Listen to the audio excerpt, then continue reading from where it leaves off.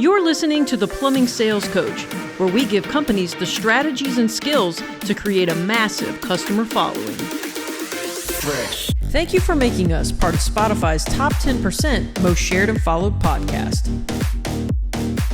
And now, your host, Chris.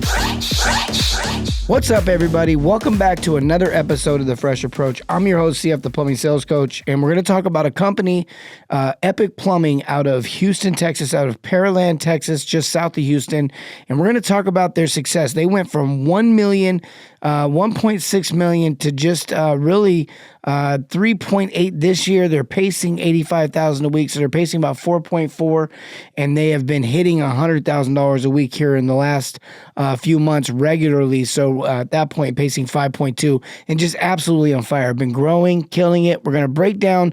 Really, I talked to Bryant, the owner, one of the owners, and we talked a lot of in depth of what do you attribute your success to, and what changes did you make, what happened over the last couple years, and he shared all that with me, and I'm going to share that with you guys. I'm going to share that success with you guys. When they first started, it was actually a company that was started back in the day, I think in the 90s, by Todd and Denise Ayako. And this family, this was a husband and wife. They had two kids, Bryant and April, in the house, and they ran their plumbing company from the kitchen table, just like a lot of you did, or maybe are at this point. And so they were doing that, and they were doing their thing, and they had some successes. A lot of word of mouth. Todd was well known, very smart and astute plumber, also very good human. Did the right thing, always did the right thing when no one was looking. Great integrity, and built a reputation. And as Todd and Denise grew their company up to, I think, 2 or 3 techs over the 10 years, of struggling through the processes, their son and daughter eventually graduated college and came home and wanted to be a part of the company. And so they joined the company, and eventually Bryant took over the day-to-day operations. April runs the marketing, and Todd runs the operations management role, where he trains and develops and deals with kind of the bigger problems out in the field.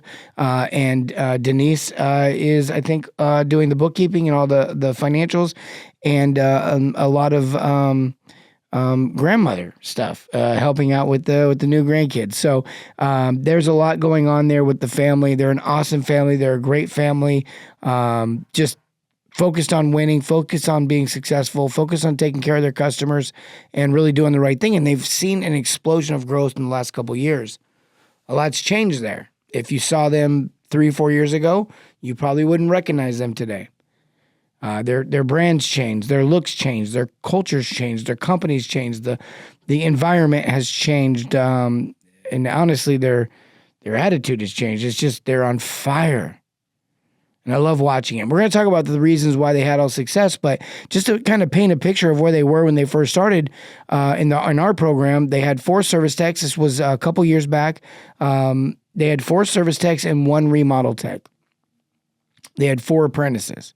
So they had 9 people out there working in the field. 4 apprentices, 4 service plumbers, and 1 remodel tech out just outside of Houston, Texas, and Pearland, Texas. 1.6 million in revenue was their biggest year. 1.6 million in revenue. How many of you guys can remember those days, or are in those days, or maybe you're still trying to get to that? Maybe you're still trying to get to the 1.6 in a year. A lot of the people in our program are definitely, well beyond that. They're bigger than that now, but some of them started from scratch. I remember getting 1 or 2 of the owners when they first started their companies. Like they hadn't even gotten calls yet. They were just starting out. They wanted to get ahead of it and get the right information.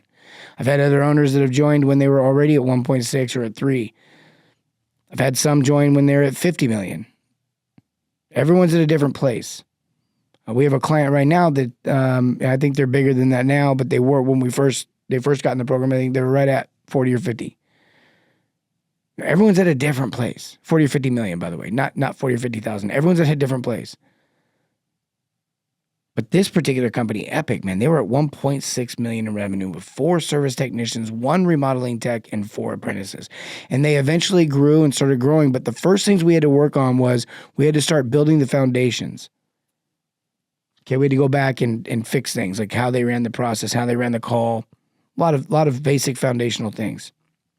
And they started seeing success pretty quickly, actually. Almost immediately, especially when it came to revenue and it came to production off of what they already had. Meaning that, if they already had 4 technicians, they didn't add techs. They didn't add calls. They just did better with the calls they had. That was the first thing that we wanted to fix. And then they moved on. And now they're at 12 technicians. They have 12 service technicians, 1 remodel tech, that same remodel tech actually. And now they have 6 apprentices. So you see, they used to have a 1-to-1 ratio. Now they have a better ratio. We're working on that. They're working on that, getting that ratio better. But man, what a change, right? And they grew. Most of this growth has come in the last year and a half. So right now they're going to finish this year at 3.8, 3.9 maybe, as of last talks. They're currently pacing 4.4 based on weekly revenue of averaging $85,000 a week. And they've been hitting $100,000 a week fairly regularly. Their biggest week was $135,000. That's pacing $5.2 million in 2 years. And the cool thing about it is they can easily build on this now because they got all the basic main the foundational things put in place. So I said, what was the biggest impact? Like what did all this? What allowed all this? What caused all, what was kind of like the thing you'd attribute it to? And he said, well, really it was the first thing that Bryant said was increasing the ticket average. That was the biggest thing that made the biggest impact because it wasn't adding trucks, adding technicians, adding calls to add more revenue because that comes with a cost. It was doing more with the current calls. It wasn't raising their prices. It was simply going in and running the call the right way. He says it all came down to this one main thing, which was options, consistency in your options, how you build them, how you deliver them. He said they're the key. And it was interesting because he's like, it's not just like that we did options. It's the options that you're delivering, the way that you can organize them, the way you construct them, the way you deliver them, the way you go over them. Consistency in that, making sure there's consistency in that. There's a lot of things that we teach, obviously, that kind of help with that, with diagnosing and accountability processes inside of the process or inside of the program to create accountability for the technicians to make sure they're thoroughly diagnosing. In fact, as a lot of you know, we've been talking a lot about this software we have coming out that will really, really do that. It'll really have accountability factor and an assistance factor to the tech to be able to diagnose and to be able to think. Sometimes, we get on these calls. It's not always like we don't want to diagnose. There's a lot going on there. Sometimes the customer's not easy to deal with. Sometimes the situation isn't easy to deal with. Maybe there's an odor in the home, or maybe there's a lot going on in the home. Maybe a lot of energy, a lot of negative energy, maybe a lot of stuff. Maybe we got hoarders. Okay, it's not always easy to diagnose. We get thrown off our game sometimes. But he said, man, you got to have a process to get you out of that. You got to have something. How you deliver them was equally, you can go around and diagnose. Honestly, how you deliver the reason why you're going to diagnose more things. We just talked about that on the last podcast. I think, by the way, Merry Christmas. I don't know why I haven't said that yet. Merry Christmas, everyone. I believe this is Christmas. We're recording these. Obviously, we record these in advance, but this one's being released on Christmas Day, my team's telling me. So Merry Christmas to everyone. Happy New Year in a week. But Merry Christmas. If this is Christmas, I am at Disney World right now. And I am having the time of my life. Me and my family, we took them all. 2 of our children, we have 8 kids. 2 of them weren't able to come. They're older, out of the home. But our oldest is coming with his girlfriend. One of our children is bringing his girlfriend, one of our 17-year-old. They're both 17. Sorry if they're listening. But we're at Disney. We're having a great time. We're probably getting options. We're probably getting an amazing service. We're probably looking at some awesome decorations. Hopefully you guys are having a great time. You're probably listening to this after Christmas or on Christmas Eve or evening, in the afternoon, following day. Merry Christmas. Hope you had a great time with your family. I don't know why I didn't mention that. Sorry about that. But if this is Christmas, then that means last week you probably heard And if you haven't heard, go back and listen to it. But we talked about the whole house checklist and how diagnosing really, the way you diagnose matters. The reasons you give your customer matters. The way you deliver your options matters. The reasons you give your customers options, the reasons behind the options, all of it matters. I'll give you guys one little fun fact. One of the things we teach inside of our program with technicians that have problems with customers who don't want options. They just want their toilet fixed. I just want the fill valve. We always say, look, great, you got to have a reason to be able to give them the option. They're not interested in the option. So I'll usually let them know, hey, look, I'm going to give you an option to replace your fill valve. Get that taken care of for you. That'll get you up and running today. In the future, at some point, you'll want to replace these toilets, whenever that is. Could be 5 years from now, 10 years from now, 5 minutes from now. I'm going to go ahead and give you a price for those so you have them for your records. And you can keep that and look at that. Whenever you're ready, call us back, and pricing will probably be similar. If we're years down the road, it may have gone up some. If we're days down the road, it won't have gone. It probably wouldn't have. And I just tell that to the customer and let them know. Because at the end of the day, they're not interested in being sold something, but they're okay with getting information. And when I do it that way, then they're willing to see it. Once they see it, then they can see the price. Now they can make an actual decision, an informed decision. They need a reason to look at it, and then they need a price. Once they have a reason to look at something and then they have a price, they can make a decision on it. That's kind of the recipe, if you will, needed for at a minimum for a sale, at a minimum for a transaction to take place. Increasing the average ticket has made the biggest impact. Consistency in the options, how you build them, how you deliver them, they are the key. That is what he said. That's what he said. Options. I was just we have a fairly large national company, Roto-Rooter, that is a part of our program. One of their Stepaway Enterprises, one of their franchisee owners, I think it's the second largest in all of Roto-Rooter. They're an amazing ownership. Mark and John and that whole team, great people, really good people. But I was talking to one of their new operations managers, and we were talking about that. We were kind of going back and forth about the options, and he was from another program where they did 6, or at least four. And we talked about the power of 3 and Omne Trium Perfectum. Again, another podcast I did about the old Roman thinking on the power of 3 and how the human mind can contain 3 things at once and entertain 3 ideas at once, and the power of 3 options, and in sales and how all that flows together, and the way we do value stacking, the way we deliver those, and how that matters and how we build upon it. And it was a really cool conversation. It just really, I love it. I love it when you guys challenge it, because the industry's taught 1 or 2 different things for so long, and they're really missing the mark. It's more is not always better. And again, I've said this till I'm blue in the face, not because I like the color blue. That's just, I think, the old saying, till I'm blue in the face. You could show me 10 people that kill it in whatever system you want to show me that you love, where there's 4 options, 12 options, 35 options, 222 options, whatever. And I'll show you 10 people who will kill it in any program. Some people are just gifted. They can make anything work.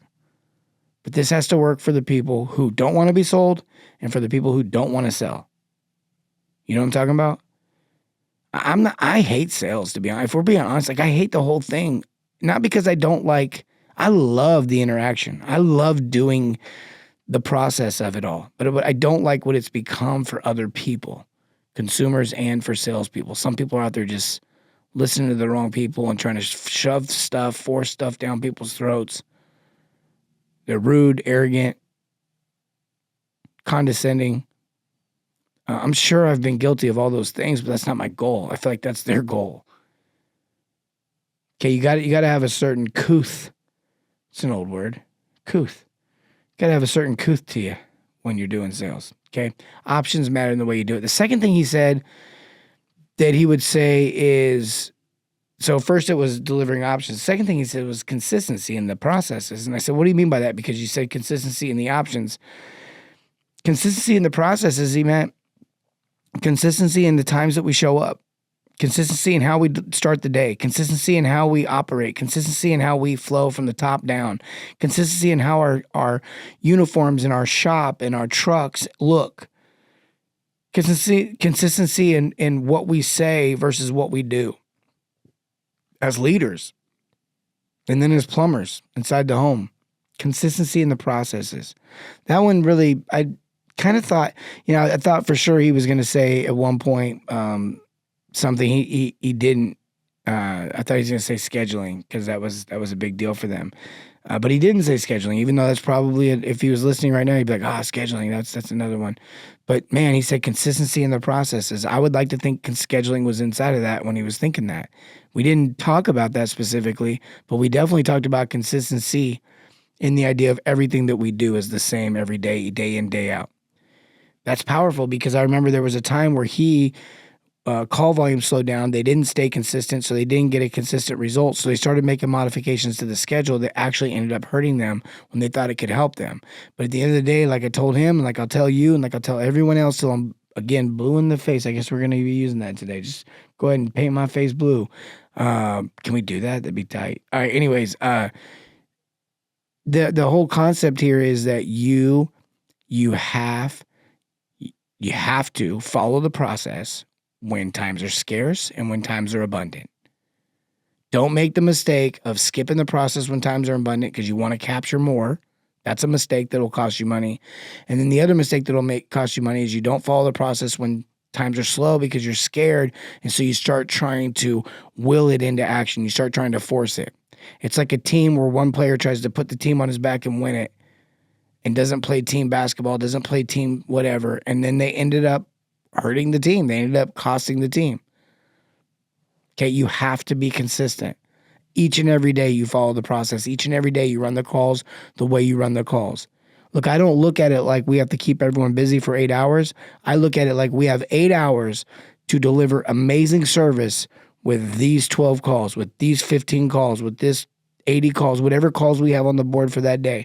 And I've got 5 texts, 12 texts, 30 texts, whatever I've got to throw at as a resource, these calls, and I'm going to run them consistent. I'm not going to throw everybody at them. I'm not going to freak out. Like, everybody get out there. We'll just keep sending people out there until we get all the problems taken care of. No, we're going to follow a process that consistently delivers a consistent experience for our customer. And inside of that experience will be these beautiful things called options.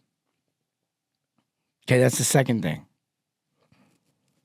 He said our average ticket, consistency and processes. If you're wondering why they were in business since the 90s and they got to 1.6 million in 2021, I think, is when they came in, somewhere right there. Do the math there, everyone. 90s to 2021, 20 years of business, 1.6 million. 2 more years later, pacing 4.4, pacing 5.2, going to finish up at 3.8. I mean, if you want to do that, all you have to do is reach out to us. Shameful plug here, but that's how they did it. Reach out to us, and we'll teach you everything we taught them, literally. In fact, I'm going to pull up, let's see here. I'm going to pull up the internet on my phone, and I'm going to give you a phone number. You can just call us. You can text us. You can go to the website, theplumbingsalescoach.com, and just fill out a form and say, I want more information. Help me out. I want epic results. It's funny, Epic Plumbing. Go look them up, see if they're real. You can call them too. Bryant be like, thanks. 317, this is our number, not theirs. This is our number. 317-605-2284. 317-605-2284. I don't know. I was trying to, how do I get that locked into your head? 317-605-2284. No, it's 317-605-2284. And you'll want to basically text that number or call that number. You'll get a growth strategy expert and they'll walk you through stuff. We'll invite you into our program for free. You'll be able to test it, taste it, whatever for free and check it all out. And then you can make a decision. We'll hook you up, but you want these because we got the good stuff. We got the stuff that works. Don't need to get you to sign a contract. Just need you to come over here and try a couple of these processes inside your company, and you will be hooked. We promise. Promise. Guarantee it. Someone said, Chris, can you guarantee this will work? And I said, yeah. Yeah. I guarantee if you don't do it, you're going to keep getting the same result you've been getting. Okay, theplumbingsalescoach.com.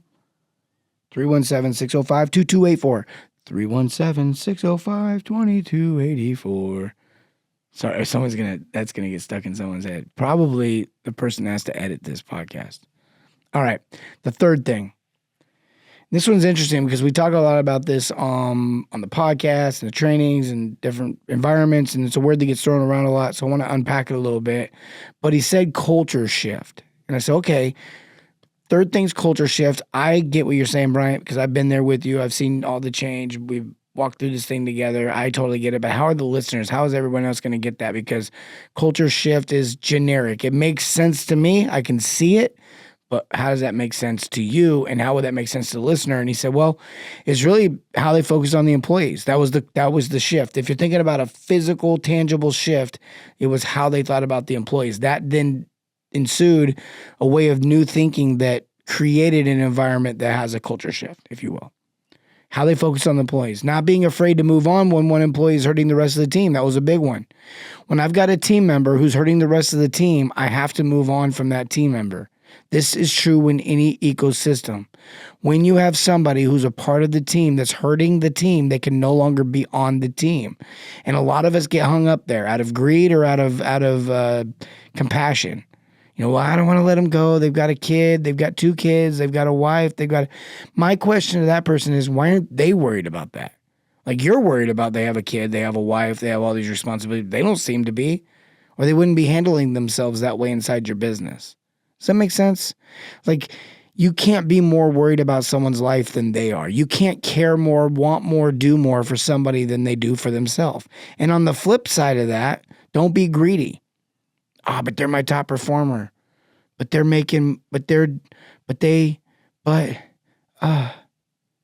not worth it. In fact, every owner I've ever talked to that I've walked through this with that has lost their top performer due to bad character has thanked me on the other side of it. Every single one. Every single time. No one's ever been like, well, thanks. Now, man, I'm not making. They're like, man, thanks. That was an immediate improvement. In fact, I've had 2 employees already come up to me and say, hey, man, just so you know, so-and-so was when you weren't around. And all of a sudden, look, if you know about it, you take everybody that works for you, all the things you know about the negatives, that's about 10 to 20% of what's actually going on.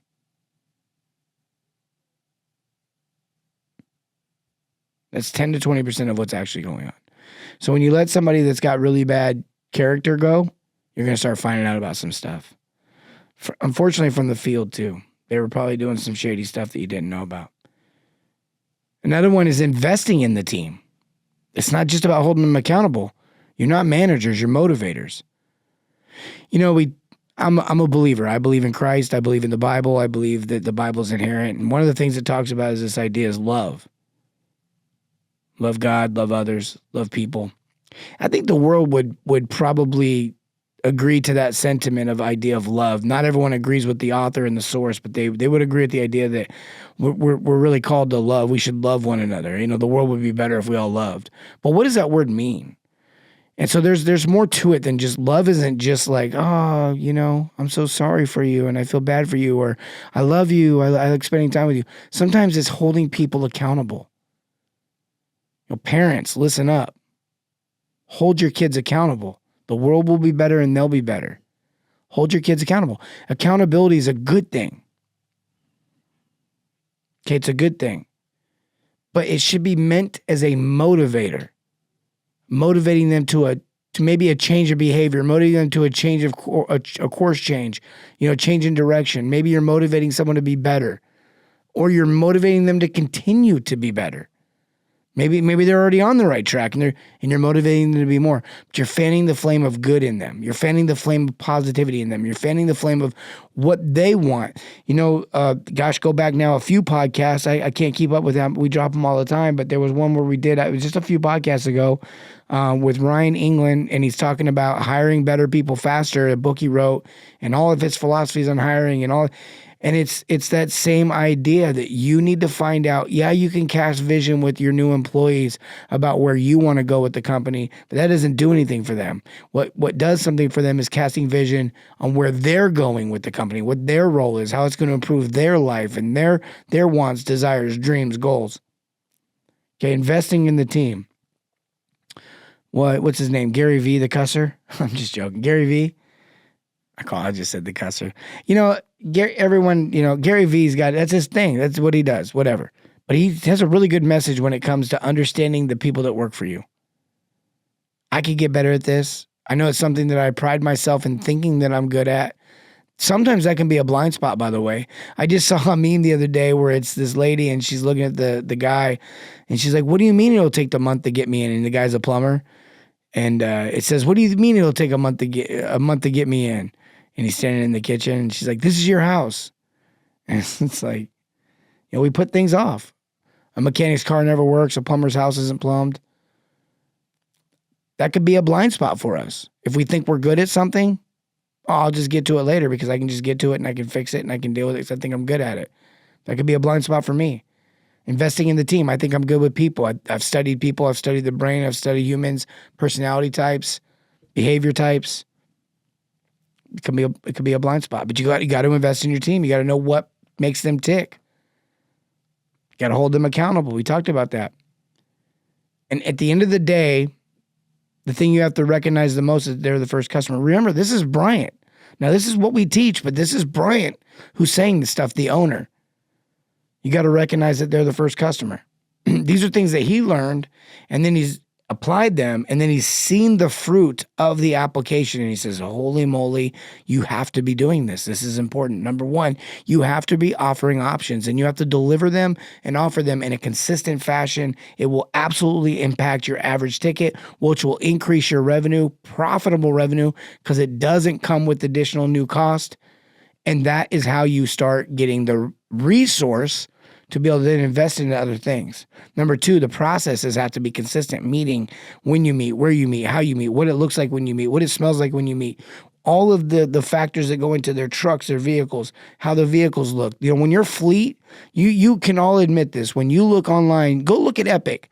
Go scroll through their Facebook photos. You'll find one photo that's sickening. It's so sick. You can go on our page, The Plumbing Sales Coach. I think I just put a post out about him a couple days ago.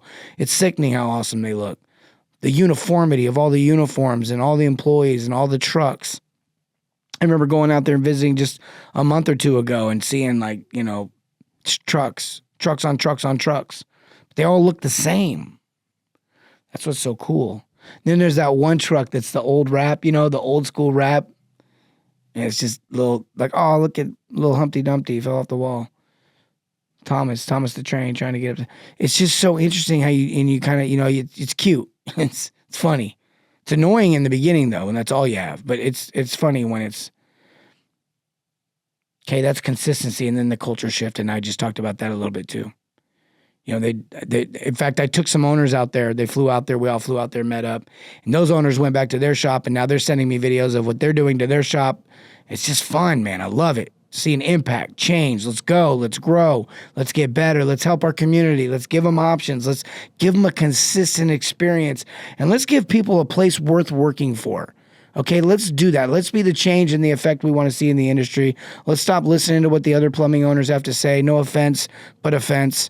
And let's stop listening to what everyone else has to say about the old ways and the olden days, because it ain't the olden days anymore. It's 2024, and it's time to get on board and understand the service is coming back, and it's a major game separator for not only your customer, the paying customer, but also your customer, the employee, your first customer, the people on your team that are building your vision with you. I love you, and as always, remember, serve your communities in everything, not just plumbing. Have a great day.